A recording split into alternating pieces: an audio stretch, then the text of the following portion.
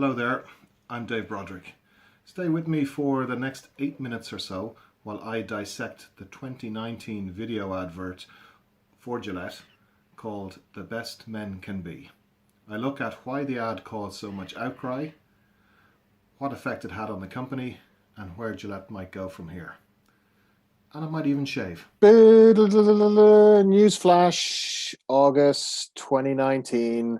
Despite the world's #1 shaving brand's losses, Procter & Gamble registered a 7% hike in sales and a record high in shares at $121, up 5%, as gains in all of its other divisions, 10 in all, were reported. However, P&G reported a net loss of just over $5 billion or $2.12 per share for the quarter just ended June 30th, 2019, due to an $8 billion write-down of one of its divisions, Gillette, Reuters announced.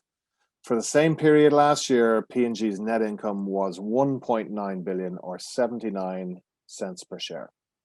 Looking at the sales figures, emasculating men to enhance their so-called feminine side and shave away their masculinity through an ad that demeans men and caters to feminists, the LGBT community, and social justice warriors is apparently not the way to go if the men's toiletry division wants to survive. Gillette was founded 118 years ago and purchased by Procter & Gamble in 2005 for $57 billion. Gillette's commercial that blanketed the male gender with an accusation of toxic masculinity while using feminist buzzwords and clips of hard left news organizations was one of the most hated commercials of the past decade. As P&G continued to see profits to go up for all their brand, Gillette began suffering profit drops that were revealed within just a few months of the ad airing, and apparently the drops never stopped. What's the lesson? For God's sake, man, don't mix business and politics. Gillette is trading on brand approachability by appearing to stand for an ideal in the modern world. As marketing commentator Graham Newell observes, the best marketing isn't really about branding a product at all. It's about tapping the passion of an entire community. Newell further advises that a company will know it has succeeded at emotional marketing when it has given its brand completely away to be entirely owned by fans. Owen Jones remarks in The Guardian, "You don't have to have digested Karl Marx's Das Kapital to recognize that companies are driven by a profit motive. They're not driven by changing the world. When brands flash their support for just causes, aren't they just cynically preying on your conscience so that you'll cough up a phenomenon known as woke washing?" I'll give you a good example. Chevron, worldwide US oil company, in the 1980s had a campaign flaunting the company's extremely dubious green credentials. An egregious example of greenwashing, which in itself is a form of woke washing coined in the 1980s to describe outrageous corporate environmental claims. In a very clever campaign, the global climate crisis was used as a PR screen, depicting Chevron mingling with wildlife and saving the planet, deflecting from their very unsound environmental record so that environmentally conscious consumers would keep buying their products. Owen Jones continues in The Guardian, lamenting, "It seems it actually may have worked." Opinion polling was way up in California in the immediate aftermath of the campaign that indicated people came to regard Chevron as the oil giant they trusted most to protect the environment. Absolute nonsense. One powerful supporter of the direction taken by P&G was Bernice King, daughter-in-law of civil rights leader Martin Luther King, in her opinion demonstrating that character can step up to change conditions. Interesting to note that Bernice King, when commenting on the now infamous Pepsi Black Lives Matter ad with Kendall Jenner, another marketing howler, sarcastically opined, "If only Daddy would have known about the power of Pepsi."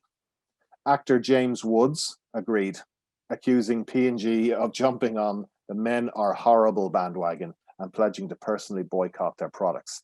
It should be noted, however, that James Woods, an outspoken Donald Trump supporter, is but a minor influencer on the modern social media context, and I doubt Gillette was shaking in their boots to any great degree. It wasn't all negative, though. UK-based Christian charity, the Family Initiative, praised Gillette for its revolutionary shift in messaging, welcoming its new narrative about positive masculinity, while at the same time accepting the corporate drive to simply sell razors, but welcoming the attempt to change the dialogue on the topic of masculinity in general. And this represents a kind of interesting mind shift on the part of the consumer. There's no hiding the advertising here. Although the ad is not explicitly featuring a razor at any point, it's working to create a favorable reflection upon itself in the mind of the consumer by allying the company's message to a powerful global ideological movement. And it's clearly prepared to accept divisive reactions and live with at least mild cynicism.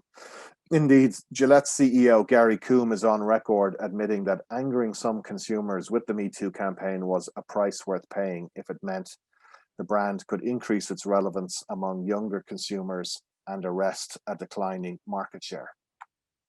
So let's look at brand positioning for a moment. Did Gillette actually follow through here?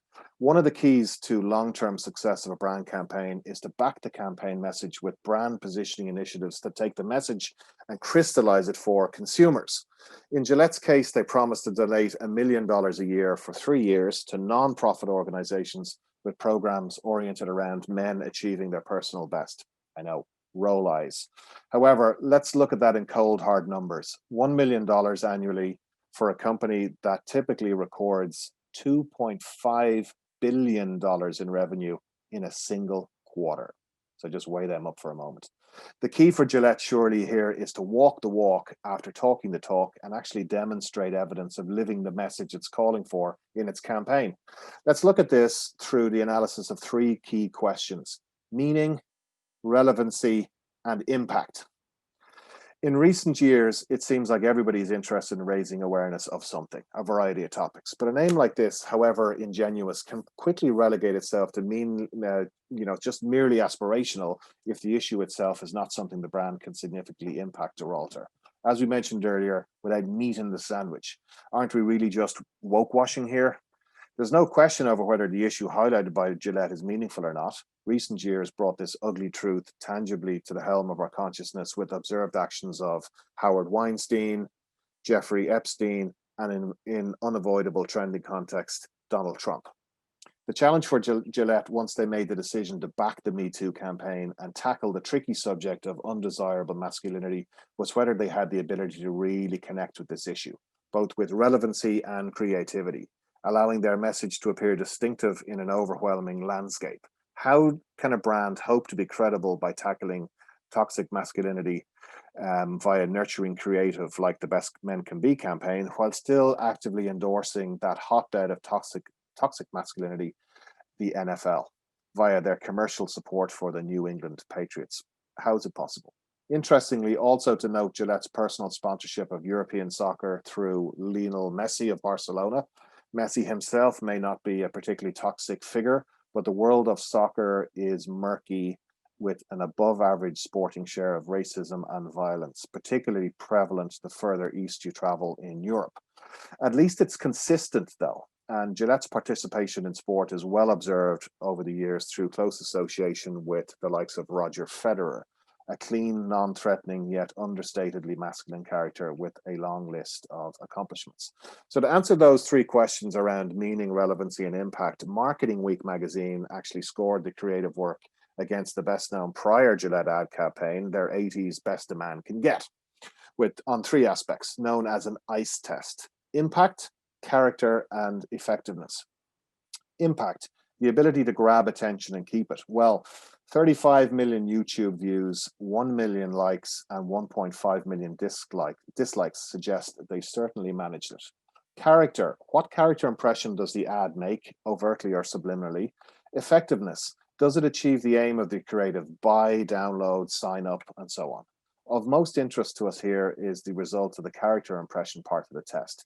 Using a standardized test of 12 archetypes, Marketing Week demonstrated that the Best Men Can Be campaign attracted feelings of responsibility, respect, protection, and compassion. characteristics synonymous with those of a caregiver or a mentor. Now, compare that to the 1980s equivalent from the same company, which evoked feelings of status, strength, and accomplishment, traits we normally associate with rulers or heroes. So, worryingly for Gillette, these two results, they're completely different, creating brand ambiguity and eroding an opportunity to build coherence with consumer memory, particularly for older customers previously familiar with prior brand identity. Brand building, mass marketing, and sales activating cohort targeted campaigns. However, the Me Too movement seemed to oversimplify this ingrained idea of masculinity, with their corporate answer being a bit too simple: just be a better person. Did the video mobilize change? Well, it concludes with an invitation to visit the website, thebestmencanbe.org, which takes the user then to Gillette's commercial website. The overall message here incorporates sympathy for the average man, because many find themselves at a crossroads, caught between the past and a new era of masculinity. Time will tell if Gillette enjoys any financial success from this stance in the market beyond its crippling 2019 loss on the back of the campaign, but I think there's good reason for suspecting it may actually in the long term. Disappointed in governments and not-for-profits, consumers are increasingly demanding big brands actually stand for something, and in particular, something good. However, marketers all know well that what consumers say and what they end up actually doing can be entirely different. One thing's for sure, Gillette has certainly polarized the population. Everybody and their pet dog has found something to say about the ad. If it's the same with most ads that seek to tap into the current zeitgeist, Gillette is not a grassroots movement like Me Too. And consumers see through the virtue signaling regardless of their view on the sentiment of the message. The reaction to the Gillette ad shows a lot of defensiveness on the part of its critics. They seem to really hit a nerve here, sparking an avalanche of not all men platitudes, and gotten a lot of people talking about a brand that had largely fallen off the recent radar prior to today. And that, over the long term, dear listener, can only be a good thing. Thank you so much for watching and listening. I hope you enjoyed my analysis of 2019's most controversial big brand advertising campaign. Have I been put off personally? Not really. But to be honest, all I really want from Gillette is something I'm going to go ahead and do right now. Enjoy a cool, smooth, wet shave. Take care out there, and above all, stay woke.